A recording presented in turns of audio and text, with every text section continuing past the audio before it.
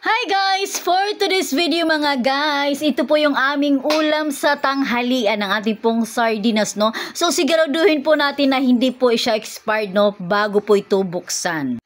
Na-miss ko po kasi mag-ulam nito mga guys, no? Kaya ito po yung ulam namin ngayong tanghalian. Gusto ko po itong pula mga guys kasi maanghang. Ganito lang po ang gagawin ko mga guys, no? Lalagyan ko lang po siya ng kalamansi, ano? So, wala po kasi tayong magluto mga guys, no? Kaya ito po yung aking gagawin mga guys. Pero solve na po tayo dyan mga guys. Masarap po yan mga guys, may kalamansi. Tapos mga guys, no, mayroon po akong mangga dito, o, diba? Kaya tara, let's eat na mga guys. Alam nyo ba mga guys, no, naalala ko pa, no, nasa probinsya kami, no. Alam mo ba, magbibili ang mama ko ng sardinas, ano, isang pirasong sardinas lang yan mga guys. Pero yung tubig niya, Diyos ko Lord, halos mapuno na yung isang kaldero mga guys, ano.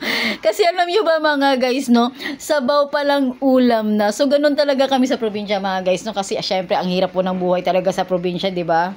Siyempre mga guys, no, shampoo kaming magkapatid, no? So talaga naman sasabawan ng marami ng mama ko yan mga guys para magkasya po sa aming lahat, o diba? Pero alam niyo ba mga guys, no, kahit sabaw pa lang talagang masayang-masaya na kami mga guys, no? Kasi ang sarap talaga ng sabaw nitong sardinas mga guys. Maraming recipe tayo, no, na pwedeng gawin dito sa ating sardinas mga guys, no, para mas sumarap po siya. Kaya pag na-miss ko pong kumain ng sardinas mga guys, ito lang po ang ginagawa ko, ano. Syempre mga guys, no, mas masarap kapag may partner tayong matamis, ano. Kahit anong matamis mga guys, no, kagaya nitong mangga mga guys, o diba?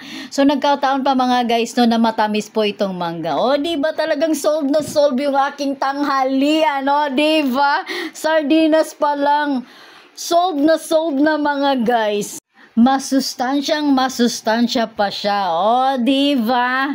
Kaya ikaw na nanonood ngayon, kung hindi ka pa kumakain ng sardinas, subukan mo rin kumain ng sardinas. Ika nga mga guys, no, ulam na pang masa.